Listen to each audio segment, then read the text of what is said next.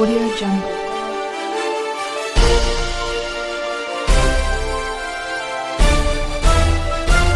Audio Jungle.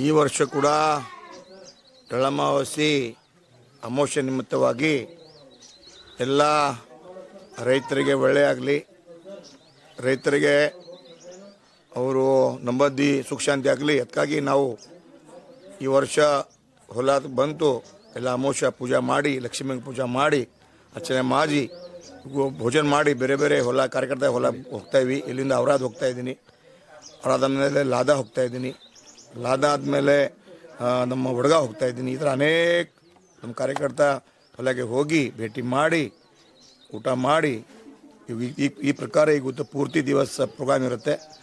Once more ನಮ್ಮ ರೈತರಿಗೆ ಒಳ್ಳೆಯಾಗಲಿ, ದೇವರ ಪ್ರಾರ್ಥನೆ ಮಾಡ್ತೀನಿ.